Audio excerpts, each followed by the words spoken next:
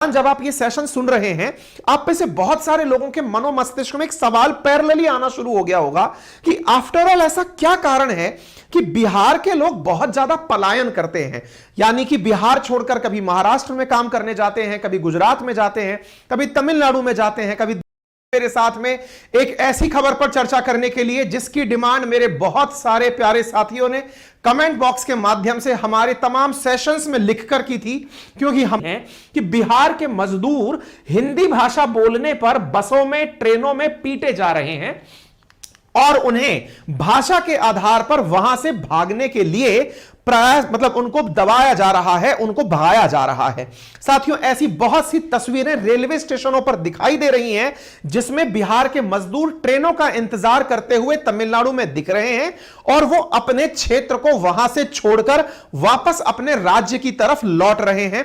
बड़ी मात्रा में इन तस्वीरों के कारण बिहारी भाई बहन जो इस समय तमिलनाडु में हैं, वो तमिलनाडु के अंदर भाषा के विरोध के कारण जो लोगों पर अत्याचार हो रहे हैं, उन विरोध के कारण हो रहे अत्याचारों से प्रभावित होकर वो अपने क्षेत्रों की ओर पलायन कर रहे हैं। ये तस्वीरें इस बात को बयान करती हैं। लेकिन यहां पर जब बात बोलते हैं तो हमने दो लोगों के चेहरे दिखाए हैं, एक तरफ नीतीश कुमार, दूसरी तरफ तेजस्वी यादव। साथियों, ये दोनों ही इस समय बिहार की सरकार चला रहे हैं। आप कहेंगे क्या हिंदी केवल बिहार में बोली जाती है? तो साथियों, यहां पर जो हिंदी भाषी है वो असल मायने में बिहार के हमारे जो साथी श्रमिक बनकर तमिलनाडु में काम कर रहे हैं, उन्हें इस तरह की घटना, तमिलनाडु में बिहारी मजदूरों पर हमले किए जा रहे हैं और हिंदी भाषी बिहारी मजदूरों को चुन चुनकर हत्या किए जाने का आरोप है। ऐसा अखबारों के अंदर मीडिया रिपोर्ट से आया है, जहां कई मीडिया रिपोर्ट्स में 5 मजदूरों की हत्या की बात लिखी गई है, 50 से अधिक मजदूरों पर हमले हुए हैं। वहीं पर कहीं विधानसभा के अंदर, बिहार विधानसभा में भी इस बात के ऊपर सवाल उठाए गए हैं कि हिंदी भाषा बोलते हुए लोग पीटे जा रहे हैं और ऐसी स्थिति में यह मुद्दा बिहार विधानसभा में प्रमुखता से उठाया गया है। एक मीडिया चैनल के द्वारा इस खबर को कवर किया गया जिसमें लोगों से यह बात पूछी गई। यहां पर यह मीडिया चैनल जो है दैनिक भास्कर है, इन्होंने बकायदा ये यहां पर बोलते हुए पाए जा रहे हैं कि वहां हिंदी भाषी लोगों के साथ बहुत गलत हो रहा है। क्यों? हम लोग हिंदी वाले हैं ना, इसीलिए वो लोग सिर्फ तमिल वाले ही वहां रहना चाह रहे हैं। जमुई बिहार के ये नागरिक हैं। 14 का मर्डर हो गया है। हाँ, 14 लोग। इन्होंने अपने द्वारा कहा कि 14 लोगों का मर्डर हो चुका है। मारपीट बहुत हो रही है। ऐसे ही जमुई बिहार के और एक व्यक्ति हैं, उन्होंने भी यही वाली बात दोहराई है। वहाँ के जो नागरिक है वो लोग भगा रहे हैं। क्यों भगा रहे हैं? वहाँ वो लोग का काम नहीं मिल रहा है इसके कारण। और आप लोग के साथ क्या क्या हो रहा है वहाँ पे?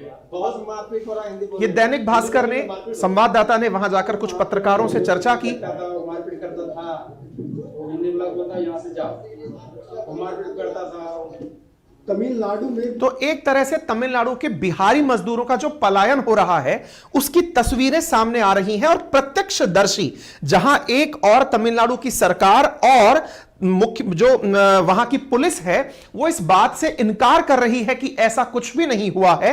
वहां पर कुछ लोग इस तरह के बयान देते हुए मीडिया के सामने अपने अनुभव सामना करते हुए, अपने अनुभव साझा करते हुए दिखाई दिए हैं। साथियों, इस समय ट्विटर पर तमिलनाडु ट्रेंड कर रहा है। कारण इसका क्या है? ये वाली तस्वीरें हैं। हो सकता है ये तस्वीरें आपको विचलित कर दें, लेकिन जो सोशल मीडिया पर, ट्विटर पर तस्वीरें तैर रही हैं, उन तस्वीरों को देखकर हो सकता है आप में से बहुत सारे साथी उद्विग्न हो उठे, परेशान हो जाएं, विचलित हो जाएं। ये तस्वीरें बयान कर रही हैं कि बिहार के मजदूरों के साथ कुछ ऐसा तमिलनाडु में हो रहा है। बहुत सारे लोगों के मनो मस्तिष्क में एक सवाल पैरेलली आना शुरू हो गया होगा कि आफ्टर ऑल ऐसा क्या कारण है कि बिहार के लोग बहुत ज्यादा पलायन करते हैं। यानी कि बिहार छोड़कर कभी महाराष्ट्र में काम करने जाते हैं, कभी गुजरात में जाते हैं, कभी तमिलनाडु में जाते हैं, कभी दिल्ली आते हैं। ऐसा है क्या? यह है सरकारी नाकामी। मैं आज के सेशन में आपको यह भी बताऊंगा कि असल मायने में बिहार की इतनी जबरदस्त स्किल्ड लेबर, इतना जबरदस्त दिमागधारी युवा बिहार को छोड़कर संपूर्ण देश को आगे बढ़ाने लग रहा है। कारण राजनीतिक इच्छा शक्ति का अभाव। राजनीति के रसातल में जिस तरह से सरकारें वर्तमान में यहां कार्य कर रही हैं, उन सरकारों में, चाहे किसी की भी सरकार रही हो, वो अपनी राजनीतिक रोटियों को सेकने तक सीमित रही है। ऐसे मुद्दे जो कि बहुलतावादी होते हैं, ऐसे मुद्दे जो कि लोगों को अपने साथ कनेक्ट करते हैं, केवल उन्हीं मुद्दों पर यहां राजनीति हो रही है। विकास की राजनीति की उम्मीदें कभी लालू प्रसाद यादव से लगाई गई थी, लेकिन वो चारा घोटाला करके जेल की यात्रा कर लिए। फिर नीतीश कुमार से लगाई गई थी, लेकिन उन्होंने इतनी बार पलटियां मार ली हैं, समझ में नहीं आता वो किसके साथ हैं। यानी कि एक तरफ विकास पुरुष की उम्मीदें नीतीश कुमार से की जा रही थी, वो भी फेल मार गई। लालू प्रसाद यादव से भी की जा रही थी, वो भी फेल मार गई। बीजेपी ने भी यहां पर शासन कर लिया, ये भी फेल मार गए। अल्टीमेटली जागना बिहार के युवा को खुद पड़ेगा कि ये सरकारों के ऊपर एक दायित्व क्रिएट करवाएं और ये कहें कि आप कम से कम डेवलपमेंट का एजेंडा लेकर के चुनाव में उतरे, ताकि हमें किसी अन्य राज्य में जाकर नौकरी ना करनी पड़े।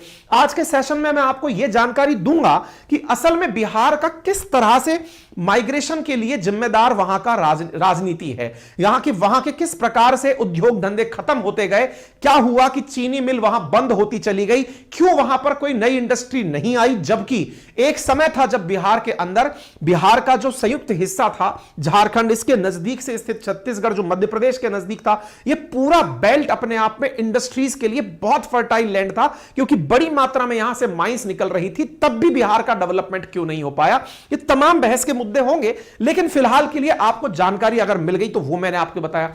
अच्छा, अब चूंकि राजनीति है तो राजनीति में वो तथ्य भी निकाले जाएंगे जिसमें विपक्ष अपनी बातों को मजबूती से रखे। विपक्ष ने इस मुद्दे को इस तरह से उठाया कि जो उप मुख्यमंत्री हैं बिहार के तेजस्वी, वो तमिलनाडु के मुख्यमंत्री की 70वीं सालगिरह पर जहां केक काट रहे हैं, वहीं तमिलनाडु के अंदर हिंदी भाषा का विरोध करने वाले लोग बिहारियों को काट रहे हैं। ऐसी खबर निकलकर आई, तो इस खबर की वजह से जो है यहां पर यह वीडियो जो है काफी वायरल हुआ, जिसके अंदर तेजस्वी जो हैं वो अपने द्वारा उप मुख्यमंत्री तेजस्वी यादव एमके स्टालिन के 70वें जन्मदिन में शामिल होने गए हैं। वहीं पर यह वीडियो तमिलनाडु के अंदर वायरल हुआ, जिसमें यह दिखाया गया कि किस तरह से बिहारियों के साथ बर्बरता की जा रही है। जानकारी जो निकलना शुरू हुई मीडिया पर कि ऐसा अचानक क्यों हुआ, तो इसके पीछे का कारण भी एक बहुत बड़ा था। देखिए, बिहारी चूंकि बहुत मुश्किल से अपने घर का पालन पोषण करने इतनी लंबी दूर की यात्रा करता है, तो वो ये किसी भी कीमत पर नहीं चाहता कि उसकी नौकरी चली जाए। इसलिए बिहार का जो लेबर है वो पूरे देश में सबसे सस्ता लेबर कंसीडर किया जाता है। सबसे सस्ता लेबर यानी वो सबसे कम दामों पर काम करने के लिए पूरी तरह कोशिश करता है ताकि उसकी जॉब बनी रहे। साथियों, इनकी यही मजबूरी है जो तमिलनाडु के लोगों को रास नहीं आई। असल मायने में यह पता चला कि जिस जगह से यह विवाद शुरू हुआ, वहां पर कुछ मजदूरों ने बिहारी मजदूरों पर दबाव बनाया कि वे न्यूनतम मजदूरी 1200 रुपए लेने की मांग करें, लेकिन बिहारी मजदूरों ने कहा कि हम मात्र 800 रुपए में ही काम करने में सक्षम हैं, हम 800 रुपए प्रतिदिन दिहाड़ी लेकर ही अपना काम कर सकते हैं। इस बात को लेकर के जो तमिलनाडु के मजदूर थे, उन्हें बिहारी मजदूरों से मतलब नफरत हुई कि इनकी वजह से हमारी तनख्वाहें नहीं बढ़ रही हैं। जिस प्रकार से मिनिमम वेजेस आपको एक मजदूर को देनी होती है, बिहारी मजदूर के तमिलनाडु में होने पर वो लेबर सस्ती है और वहां का लोकल लेबर 1200 रुपए लेने की डिमांड कर रहा है। इस चलते तमिलनाडु के लेबरों को बिहार के लेबर से दिक्कत हुई और यहीं से कॉन्फ्लिक्ट शुरू हुआ, ऐसा मीडिया में जानकारी में निकला है। आप यहां देख सकते हैं, एक जमुई के मजदूर ने अपने द्वारा यह जानकारी देते हुए बताया, जिसकी वजह से यहां पर हिंदी वर्सेस तमिल का विवाद उत्पन्न हुआ। अब सवाल बड़ा सवाल कि आफ्टर ऑल बिहार छोड़कर जाता क्यों है मजदूर? आफ्टर ऑल बिहार के अंदर इतना कुशल मजदूर अवेलेबल है, तो यह बाहर जाता क्यों है? तो इसके पीछे का बहुत बड़ा कारण है यहां पर रोजगार का अभाव होना। असल मायने में बिहार के अंदर अपनी कोई भी इंडस्ट्री नहीं है, बिहार में कोई भी नया उद्योग नहीं लग रहा है, और दूसरा, बिहार में जो उद्योग थे वो लगातार बंद होते जा रहे हैं। और तो और जो यहां पॉपुलेशन डेंसिटी है, उसके चलते बिहार के लोगों के लिए अपने एरिया में कृषि करने के लिए पर्याप्त खेत नहीं है। यानी प्रति व्यक्ति जो भूमि होनी चाहिए जिससे वो अपना भरण पोषण कर सके, वो अनुपलब्ध है। ऐसी स्थिति में बिहार के लोगों को अपना स्थान छोड़कर निकलना पड़ता है, और जब ये निकलते हैं तो पढ़ाई लिखाई के लिए अच्छे संस्थानों की कमी का सामना करते हैं। अपने बच्चों को बेहतर शिक्षा के लिए इन्हें बाहर जाना पड़ता है, और जब ये बाहर जाते हैं तो अपना जगह छोड़कर जब कोई बाहर जाता है तो उसे निश्चित ही जिल्लत सहन करनी पड़ती है। वो अपमान तो सह लेते हैं, लेकिन मारपीट और हत्याओं की घटनाओं के कारण उन्हें वहां से भागना पड़ रहा है। साथियों, ये बिहार के लोगों के साथ हो रहा जिस भी प्रकार का बर्ताव है, यह निश्चित ही मतलब हमारे देश को, इंडिया दैट इज भारत को बहुत कमजोर करता है। सरकारों को चाहिए, चाहे वो केंद्र में बैठी सरकारें हों, चाहे राज्य में बैठी सरकारें, और इतना ही नहीं, बिहार का युवा जो कि पूरी तरह से अब मतलब अपने आप में समर्थ युवा है, जो अपने आप में बहुत सी विद्याएं जानता है, दिमाग से सक्षम है, देश को जाने कितने सारे आईएएस आईपीएस बिहार ने दिए हैं, वो बिहार के उत्थान के लिए सरकार पर एक मोरल प्रेशर क्रिएट करें। जब भी किसी राजनेता से मिले तो उससे सवाल यह ना हो कि मुझे आपने कितना % आरक्षण दिया या मुझे आपने कितनी नौकरियां दी। असल मायने में साथियों, सरकारी नौकरियों से तो 5 परिवारों का भला होता है, लेकिन जब आपके राज्य में इंडस्ट्री आती है तो प्रत्यक्ष के साथ साथ अप्रत्यक्ष रोजगार का बढ़ावा होता है। सरकारी नौकरियों का विरोध नहीं कर रहा हूं, लेकिन सरकारी नौकरी के साथ साथ जब इंडस्ट्री आती है तो राज्य में निवेश आता है। राज्य में निवेश आता है, सड़कों का निर्माण होता है, बिजली की व्यवस्थाएं सुनिश्चित की जाती हैं, लोगों के लिए नए नए साधन विकसित किए जाते हैं। केवल 400-500 वर्कर जो वहां फैक्ट्री में काम करते हैं उतना ही नहीं, उनसे इनडायरेक्टली कनेक्टेड बहुत सारे लोगों को रोजगार मिलता है। इसी को इन्वेस्टमेंट कहा जाता है। सरकारों पर यह जिम्मेदारी आप लोग आधारित करें कि आप कैसे ना कैसे करके बिहार में रोजगार के स्तर डेवलप करें। साथियों, एक समय था जब बिहार के अंदर चीनी मिलों के कारण रोजगार मिला करता था, लेकिन अब लगभग 250 चीनी मिल बंद पड़ी है। कर्मचारियों को चीनी मिल से कोई भी मुनाफा नहीं हो रहा है। बिहार में सरकार तो बदलती चली गई, लेकिन हालात जस के तस रह गए। कहते हैं 1960 से लेकर 1990 के बीच में 30 सालों के अंदर बिहार में 25 मुख्यमंत्री बदले, 4 बार राष्ट्रपति शासन लगा। लेकिन 1990 से 20 के बीच में 30 सालों के अंदर 4 बार ही मुख्यमंत्री बदले। जब लालू प्रसाद यादव आए थे 1990 में, तो उनसे उम्मीद जगी थी कि ये जमीनी स्तर के एक आदमी है, बिहार में अब उद्योग जरूर लगेंगे। लेकिन कहते हैं कि परिणाम इससे बिल्कुल उलट रहा। उन्होंने अपने शासन में बिहार में सामंतवाद और समाजवाद के बीच की लड़ाई में अपनी यात्रा निकाल दी। लालू ने समाजवाद के चक्कर में उद्योगों को वहां से हटने के लिए मजबूर कर दिया, और नए उद्योग तो लगे नहीं, जो पुराने थे वो भी बंद हो गए। नतीजतन 1990 में जो भी बिहारी लोग लालू यादव से उम्मीदें लगा रहे थे, वो फिर पलायनवाद की तरफ किनारा कर लिए, और यहां से लोग निकल करके अन्य राज्यों की तरफ पलायन करने लगे।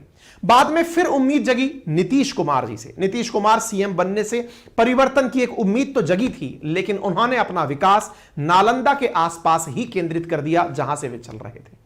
फिर रहा सहा कसर शराबबंदी ने पूरा कर दिया।